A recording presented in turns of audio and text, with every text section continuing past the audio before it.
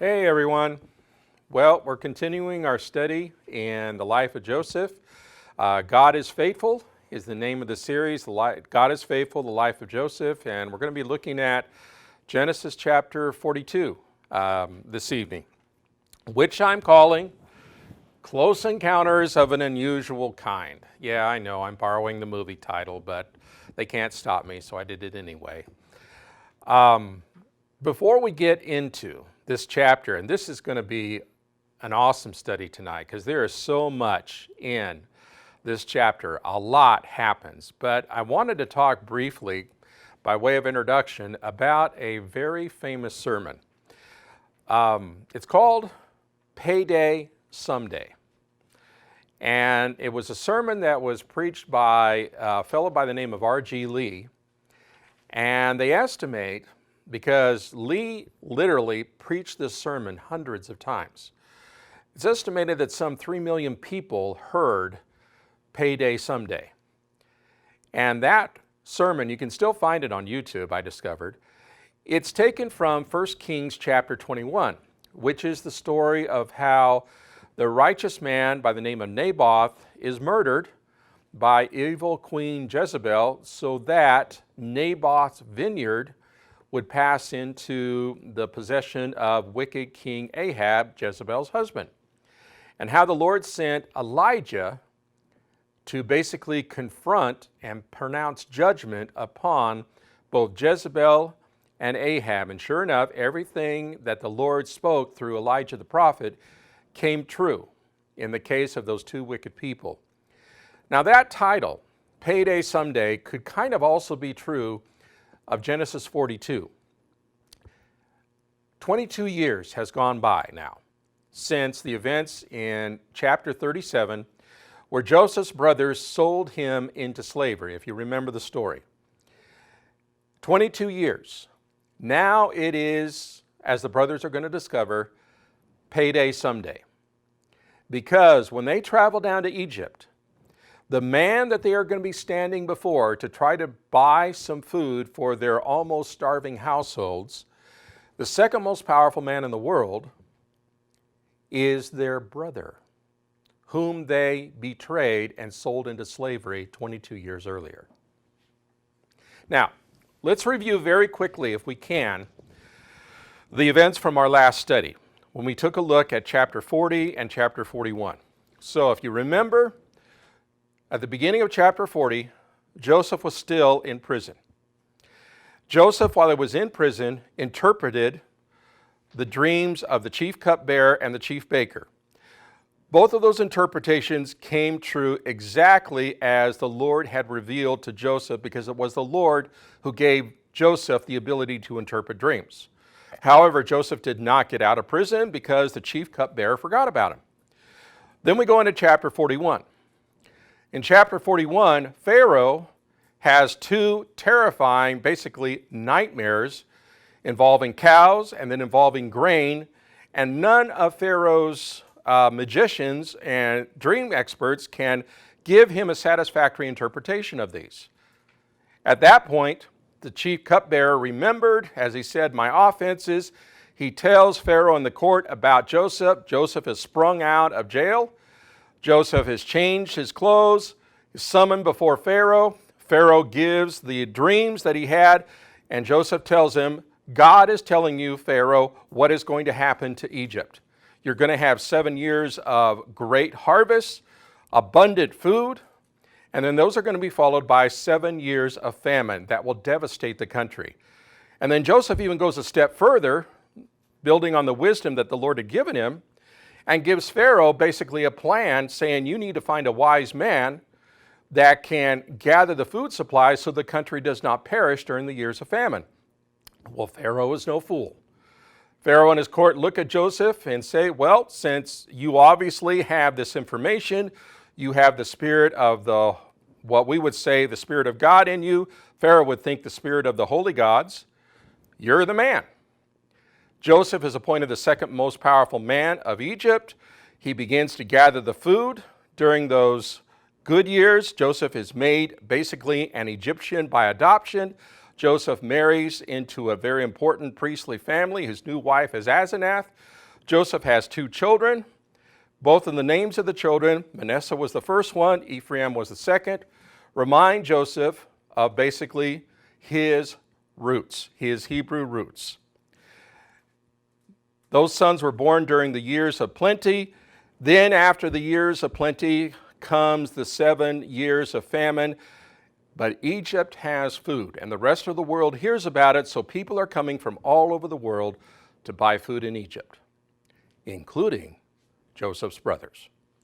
Now, before we take a look at the events of chapter 42, let me just point out 2 things from the notes to remember in our study. First of all, we need to find out as we take a look at this chapter, are Joseph's brothers the same vengeful, conniving stinkers that we read about in chapter 37? Or are they open to change? Secondly, 4 times in this chapter, the brothers use the term honest to describe themselves. You can also translate that word righteous. 4 times they're going to use that term to describe themselves. The question is, are they really who they say they are? Have they really started to become honest or righteous men? Well, we're going to find some kind of clue about that as we get not just into chapter 42, but also into our later studies in the book of Genesis.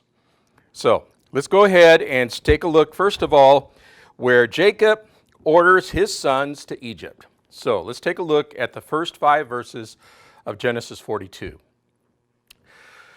When Jacob learned that there was grain for sale in Egypt, he said to his sons, "Why do you look at one another?" And he said, "Behold, I have heard there is grain for sale in Egypt.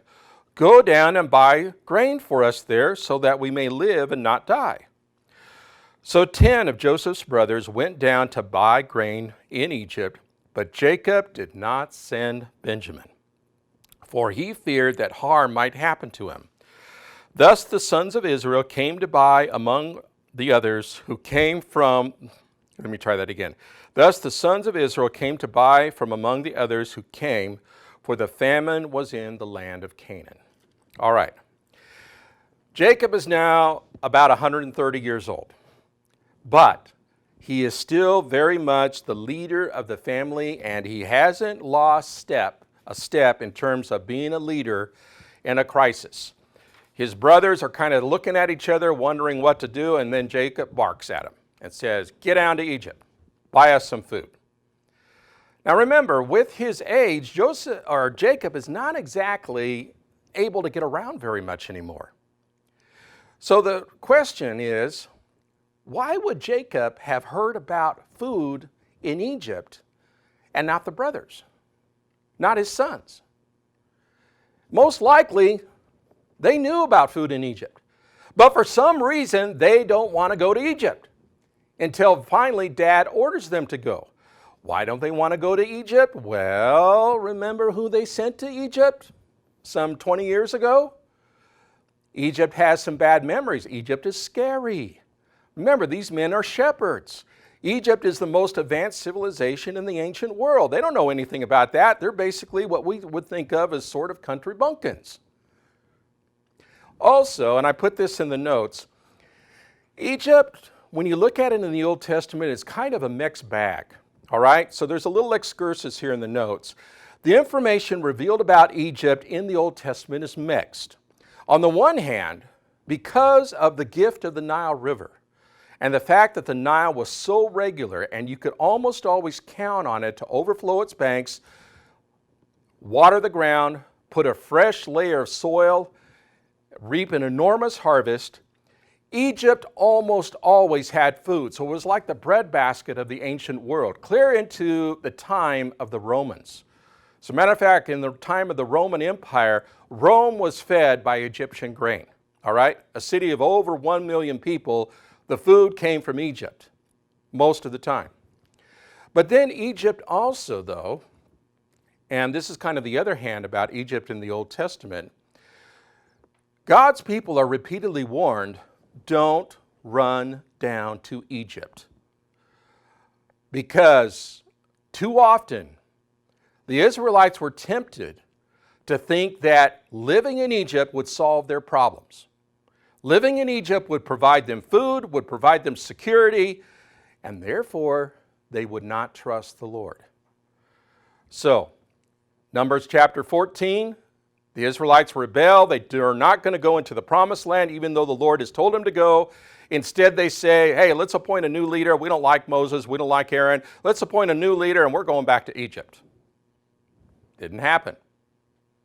Later on in Isaiah chapter 30, verses 1 to 5, in Isaiah's time, the Lord again had to warn the people of Israel, don't rely upon Egypt to save you. I'm the one you're supposed to rely upon. And then there's other examples as well. So anyway, the brothers, they don't have any choice. They got to go down there, but notice one brother is not going. Who's the one brother that's staying? Anybody? Benjamin. Not Benjamin. Jacob was afraid, as it says in the English Standard Version, he was afraid that some harm, other translations could be fatal accident, mischief, some harm could happen to Benjamin, just like whatever happened to Joseph. Remember, Jacob never really found out, obviously, what happened to his favorite son, Benjamin's older brother. But you might wonder, is he kind of suspicious about his other sons? I like what one commentator said, Derek Kidner. He wrote this, under their father's eyes, their actual crimes may be covered, but not their character. Jacob knew these guys, as only a father would know his children. So, 10 brothers go down to Egypt, but Benjamin stays behind. And most likely, as I put in the notes, it's a good chance they arrived at the city of Memphis. Nope, not Memphis, Tennessee, sorry. This is Memphis, what was a former capital, still a very important city in Egypt during the time of the Middle Kingdom. Right in the middle of Egypt, possibly where Joseph was kind of distributing and handling all of the grain issues and the food issues for Egypt. So, let's start reading now, beginning at verse 6, and since this is a long section, verses 6 through 25, where the brothers are meeting Joseph again, we're going to kind of take this in stages. So, here we go. Now, Joseph was governor over the land. He was the one who sold to all the people of the land. And Joseph's brothers came and bowed themselves before him with their faces to the ground. Joseph saw his brothers and recognized them. It's been 22 years.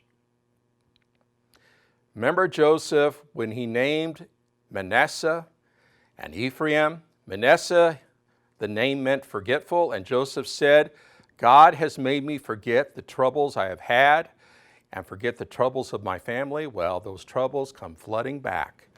He remembers them. It's a flashback.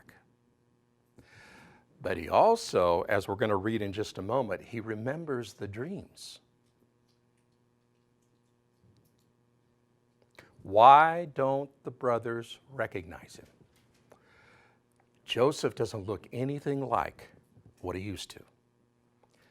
Remember, he is an Egyptian aristocrat. His head is shaved. He's wearing the eye makeup called kohl that the Egyptians wore to protect their eyes from the sun. He's dressed in this fine linen garment that only the upper elite of Egypt wore, and he's speaking fluent Egyptian because he's speaking to them through an interpreter. They don't know him, but he knows them. So he looks out and he sees 10 of the brothers, and then he realizes, wait a minute. Where's Benjamin? What's happened to my father? Remember, Jacob was already old before Joseph was sold basically into slavery. Has something happened to Benjamin? Have they done something to Benjamin just like they did it to me? Joseph needs information. So basically, Joseph, I'm going to call this, he turns into bad cop. Remember how when we watch the detective shows, you have the good cop and you have the bad cop? The bad cop comes in to interview the guy in the interviewee room. The bad cop looks at the guy and says, why don't we just hang him? Go shoot him. Just get rid of him. Terrifies the guy that's being accused of the crime something fierce. Joseph becomes bad cop. So what does he do? He treated them like strangers and spoke to them. Where are you from? He said. They said, from the land of Canaan, to buy food. Joseph recognized his brothers, but they did not recognize him. Joseph remembered the dreams they had dreamed of them, and he said to them, you are spies. Meraglimatim! Sorry, little dramatic effect. That's the phrase in Hebrew. You are spies. You have come to see the nakedness, meaning the unexposed, the undefended parts of the land. This is scary for these brothers. Remember, Joseph speaking to them through Egyptian, and all they see is the scowly face on this very powerful man, and then the interpreter gives the accusation to them. He says, we're spies. We're not spies. Now the deal is that Egypt has had a problem. In their long history, there's an element of truth in the fact that Egypt over time has gotten invaded repeatedly. During its long history, just a little after Joseph passes away, there's going to be these people come in called the Hyksos. They're not Egyptians. They're Semites like Joseph and his family. They take over Egypt. They run the whole country for 100 years. They were invaders. They would have sent in spies. And then later on, people like, for example, a group called the Sea Peoples. They almost conquered Egypt. Then there was the Assyrians. They did conquer Egypt. So the Egyptians were always worried about spies. But why is he accusing his brothers of this? He's scaring them. Because he knows if he freaks them out a little bit, they're going to talk. He's going to find out information. They said to him, no, my lord, your servants have come to buy food. We are all sons of one man. We are, what is it?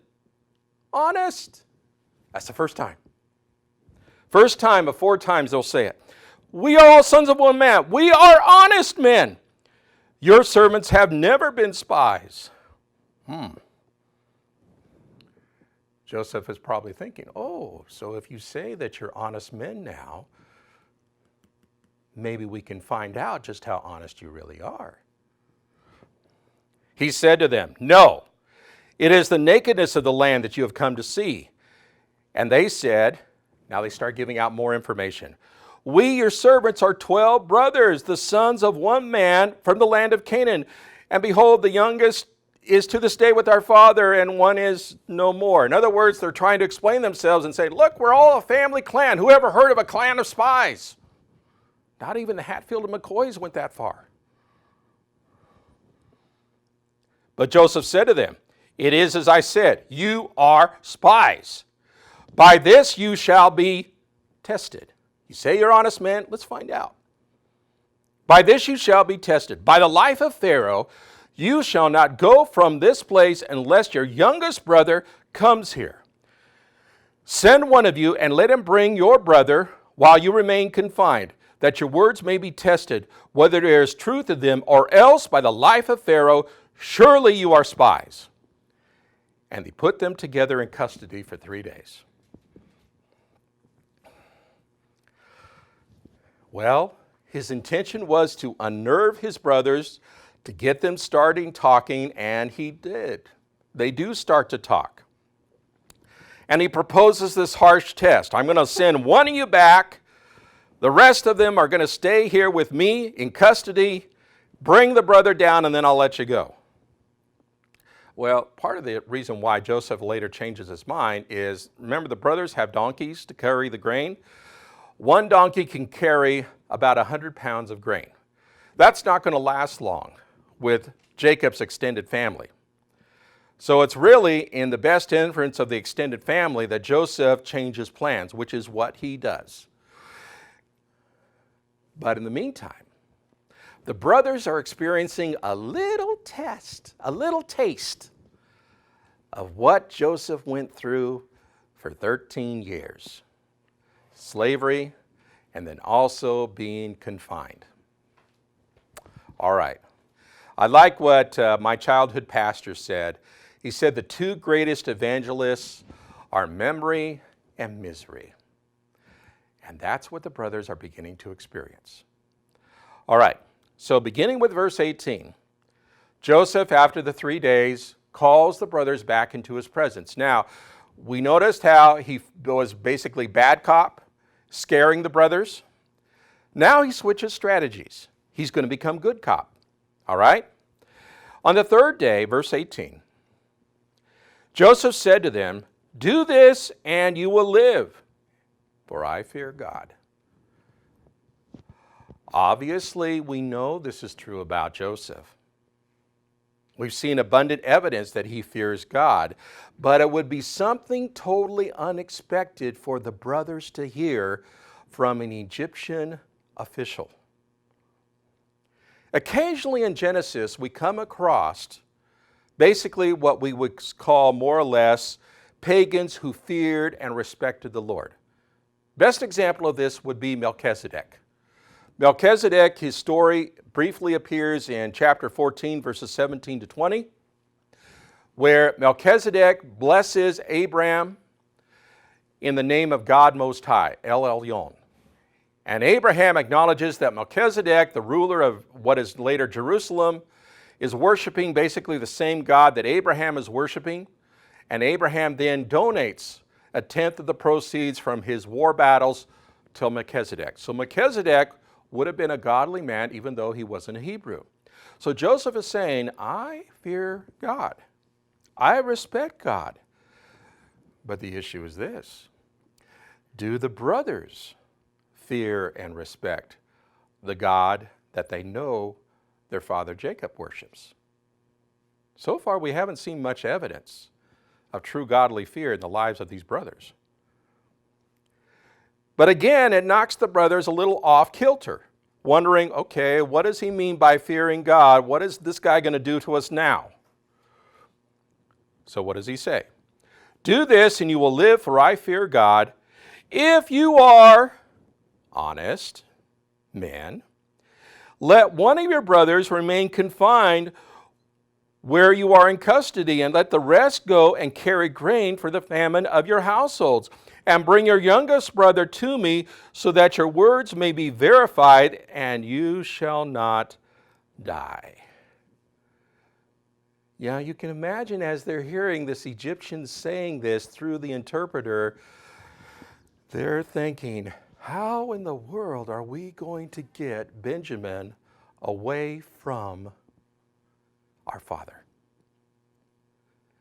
Especially if he hears about what has been going on down here.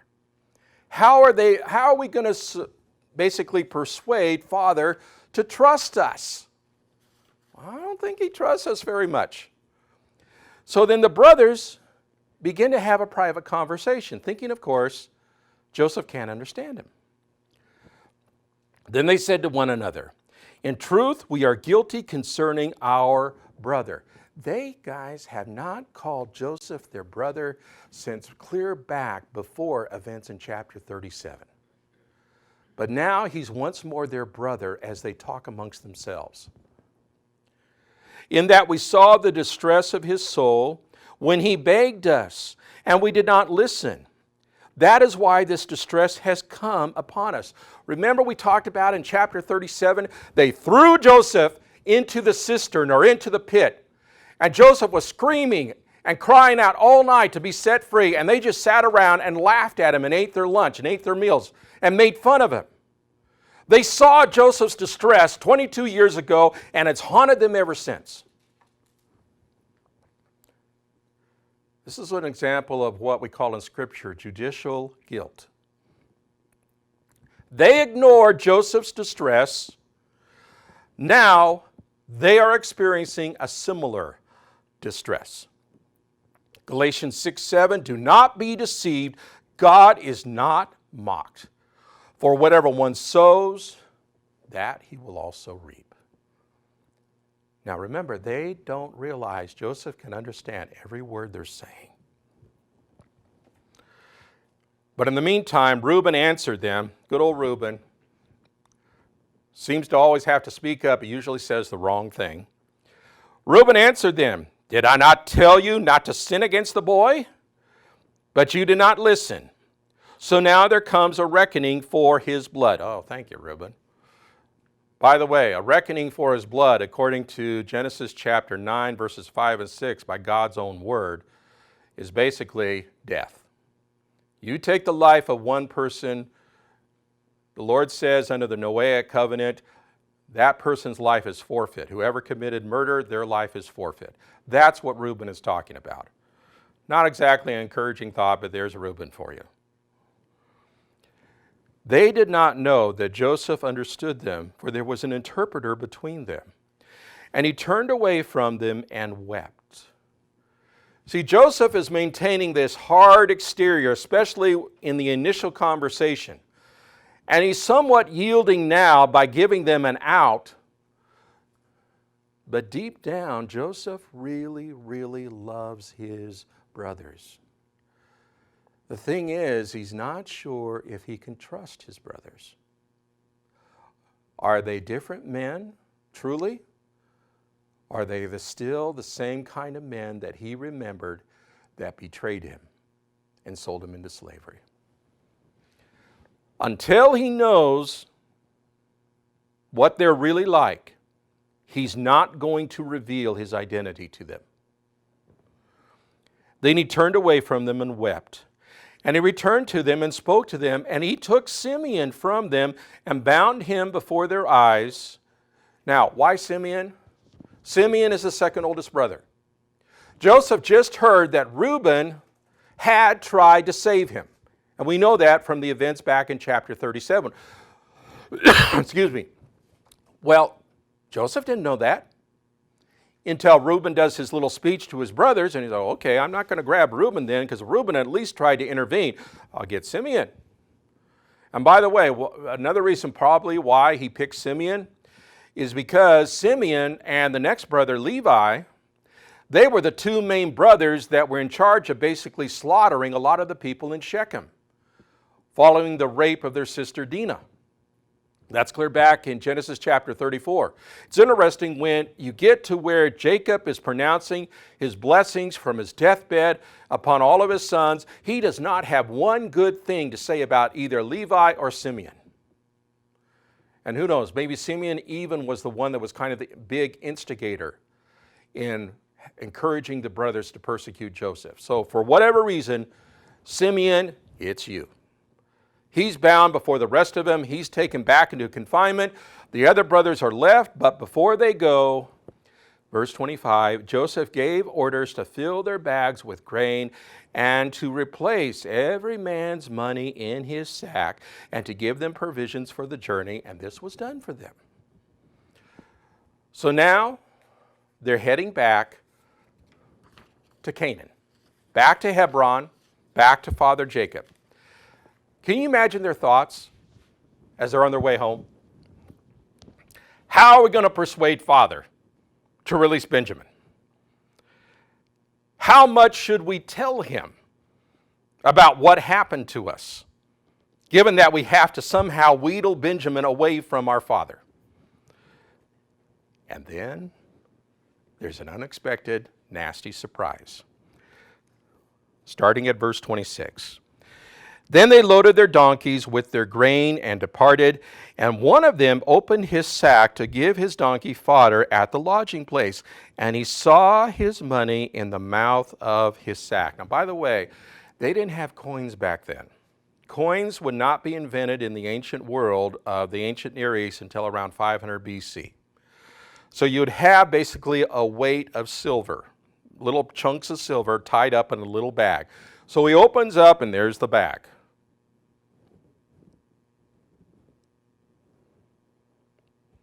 He said to his brothers, "My money has been put back.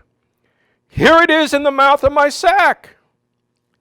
Then their hearts failed them. And they turned trembling to one another, saying, what is this that God has done to us? What was Joseph thinking when he returned the money? We don't know. A lot of times the Bible doesn't give us the thought process. So we have to do a little thinking on our own. Was Joseph just trying to be gracious to his brothers by basically returning their money? If so, they are totally confused by this act of grace. Like what Joyce Baldwin wrote, she said, sheer grace they found frankly perplexing. But maybe Joseph is giving them another test. If they return to Egypt now, they are thieves. It looks like they absconded with the grain and they didn't pay for it. If they return to Egypt and they bring Benjamin with them, they're considered thieves. Would they not only get themselves in trouble, would they also get Benjamin in trouble, and would Simeon end up still being locked up? They have to make a choice. Again, are they righteous, honest men who are going to do the right thing? What has God done to us? Well, we just read a few verses earlier. It's Joseph that did this. But you got to remember, in the story, Joseph is often acting like the Lord's agent. He is the Lord's instrument. The Lord is working out a lot of things behind the scenes, but a lot of times He's using Joseph in the process. But the brothers are smart enough to realize, and get this, their conscience seems to be getting woken up. First of all, they actually were thinking again what had happened to Joseph earlier, and that their distress was the same, and now they're reminded again, and it seems like God is pulling something on them. Well, there's no going back to Egypt. They got to go on to their father. So verse 29 to verse 38, they're reporting to Father Jacob. Okay? So let's start reading first of all at verse 29. When they came to Jacob their father in the land of Canaan, they told him all that had happened to them, saying, the man who was the Lord of the land spoke roughly to us and told us we were spies of the land. But we said to him, we are honest men. We've never been spies. We are 12 brothers, the sons of our father. One is no more, and the youngest is to this day with our father in the land of Canaan. Then the man, the Lord of the land, said to us, by this I shall know that you are honest men. Remember, they're using this term to describe themselves. Leave one of your brothers with me and take grain for the famine of your households and go on your way.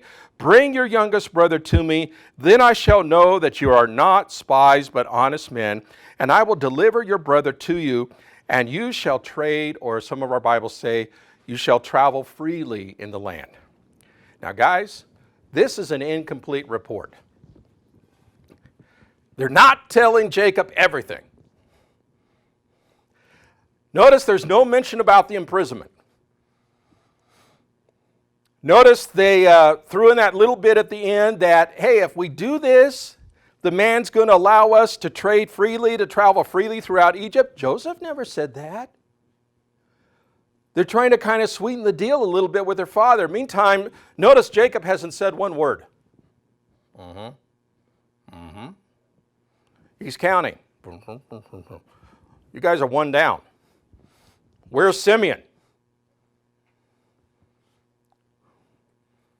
Well, as they emptied their sacks, behold, every man's bundle of money was in his sack. And when they and their father saw their bundles of money, they were afraid. Makes you wonder, why didn't they open up the bundles of money, the sacks, back at the stop place? Well, you know what? Maybe they didn't want to. Ever try to put something off because you're afraid it might be bad news? So now, this is all opened up, and it is too much for old Jacob. And he unloads on his sons. Jacob, their father, said to them, You have bereaved me of my children. You can imagine this cut them to the heart. Because it was true. It was true certainly in the case of Joseph. But they can't tell their father what they did to Joseph. They don't dare. Joseph is no more. It's been 22 years, but suddenly the vividness comes back to Jacob. Remembering that day when they brought the bloody coat to him and said, here, identify this. Is this your son? Joseph is no more. Simeon is no more. And now you would take Benjamin from me? All this is against me. Now, let's just pause here for a second. From Jacob is taking the worst possible perspective at all of this. Joseph, it's true, it's gone. He doesn't know about Joseph. Simeon is not gone. Simeon is sitting in whatever confinement Joseph has him in, but Jacob is taking the worst possible view, and then to reinforce that idea, he's thinking, I'm supposed to trust you guys with Benjamin? No! Jacob is acting like a man, at least temporarily, because it's not permanent, who has lost both hope and faith. You know, Hebrews 11:1 tells us faith is the confidence. Another way to translate that word, guys, is guarantee. Faith is the confidence or the guarantee of what we hope for and the assurance about what we do not see. I like what Griffith Thomas, an old Anglican commentator, wrote about this. He said, we must look up to God through and beyond our circumstances. Jacob is not doing that. This is not one of his better moments in his long life. At this point, Reuben decides to step in. Then Reuben said to his father, kill my 2 sons if I do not bring him back to you. Put him in my hands, and I shall bring him, meaning Benjamin, back to you. Can you imagine if Reuben's 2 sons are listening to this? Okay, Reuben's going to end up eventually having 4 sons. Maybe at this point he already has 4 sons. Well, he'll be down by 50%. Jacob probably like, you got to be kidding. You're an idiot. There's no way he's going to kill his grandchildren. That'll just deprive him of more of his family. So Jacob responds, my son. Now, all these other men are his sons too. But for Jacob right now, Benjamin is the apple of his eye. My son shall not go down with you, for his brother is dead. He is the only one left. And if harm should come to him on the journey that you are to make, you would bring my gray hairs with sorrow down to Sheol, down to the grave. Jacob makes an adamant refusal. At this point, old patriarch Jacob values Benjamin not just above his other sons, he values him above his whole extended family. He's going to let them all die so he can hold on to Benjamin. Now, despite Jacob's stubbornness, as we're going to find out in our next study, he's not going to have any choice in this. He's going to have to let Benjamin go.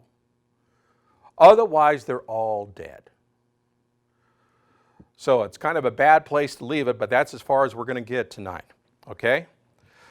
Now, some lessons we can learn from chapter 42. First of all, first lesson.